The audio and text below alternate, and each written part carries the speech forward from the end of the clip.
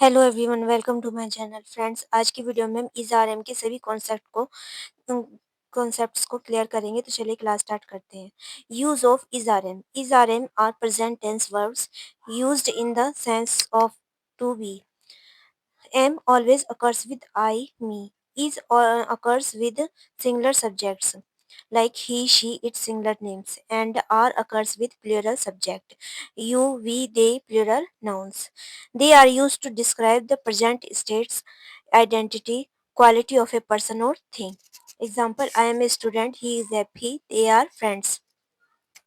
Is are am वर्तमान में इस्तेमाल होने वाली क्रियाएं हैं जिनका उपयोग होना मतलब टू बी के सेंस में होता है। एम आई के साथ यूज होता है। इज एक वचन करता ही शी इट और सिंगुलर नेम्स के साथ यूज होता है। आर बहुवचन करता you we they plural nouns के साथ प्रयोग होता है। ये किसी व्यक्ति या इज आर एम किसी व्यक्ति या वस्तु की वर्तमान स्थिति, पहचान या गुण बताने के लिए उपयोग होते हैं। जैसे मैं एक विद्यार्थी हूँ, वह खुश है, वे दोस्त हैं। Difference between be and become.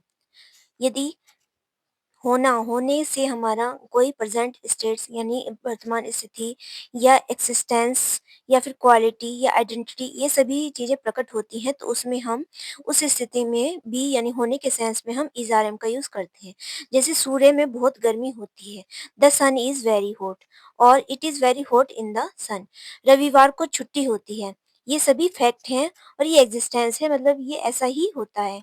तो इसलिए हम इस सब में इज़ आर एम का यूज़ कर रहे हैं। जैसे रविवार को छुट्टी होती है, तो संडे इज़ ए हॉलीडे और Sunday is a day off, और there is a holiday on Sunday.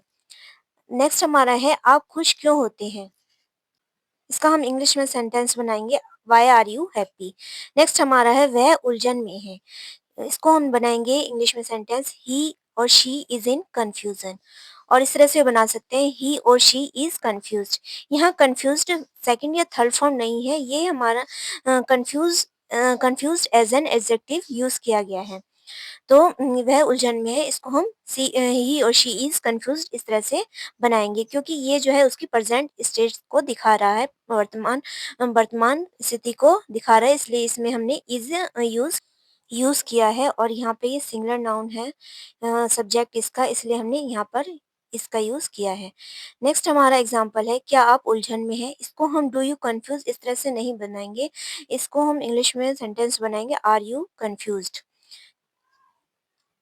Next हमारा है आइडेंटिटी। आइडेंटिटी प्रेजेंट करने के लिए हम इज आर एम का यूज़ करते हैं। जैसे मैं एक अध्यापक हूँ, तो इसको हम बनाएंगे I am a teacher.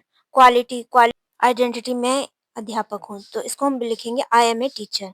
Quality express करने के लिए भी हम इज आर एम का यूज़ करते हैं। जैसे आप बहुत ईमानदार हैं, you are very honest. Next है हमारा बिकम मतलब फ्यूचर प्लानिंग के लिए, यानी कि भविष्य में होने वाली इंसिडेंट्स के लिए हम इसको हम होने के सेंस में हम बी या बिकम को यूज़ करेंगे। जैसे तुम बड़े होकर क्या बनोगी, व्हाट विल यू बी और become when you grow up.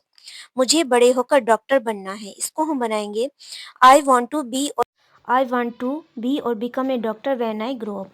Be का मीनिंग है, होता है, लेकिन ये जब इस आइडेंटिटी, स्टेट, एग्जिस्टेंस और फैक्ट के सेंस में इसका यूज़ होता है, तो हम बी के सेंस में हम इज आर एम का यूज़ करते हैं।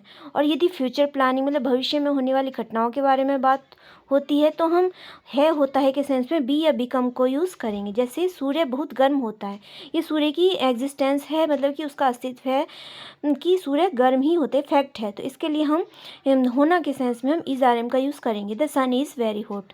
तुम बड़े होकर क्या बनोगे, ये जो है ये हमारा फ्यूचर प्लानिंग मतलब फ्यूचर के बारे में बात हो रही है इसमें, कि हमें तुम्हें बड़े होकर क्या बनना है, तो इसमें हम होने के सेंस में बी या बिकम को यूज़ करेंगे। जैसे व्हाट विल यू बी और become when you grow up. तो इस तरह से बी का यूज़ यदि स्टेट्स आइडेंटिटी और क्वालिटी या फैक्ट के सेंस में, एग्जिस्टेंस के सेंस में होता है, तो हम वहाँ पर इज़ आर एम बी होता है के लिए हम इज़ आर एम का यूज़ करते हैं। और यदि फ्यूचर प्लानिंग की बात होती है, जैसे मैं बड़े होकर डॉक्टर बनूंगा, अध्यापक बनूंगा, तो उसमें हम होने के सेंस में बी या बिकम का यूज़ करेंगे। तो फ्रेंड्स, आशा है कि यह वीडियो आपके लिए हेल्पफुल होगी और इज़ आर एम के सभी कॉन्सेप्ट आपको क्लियर हो गए होंगे।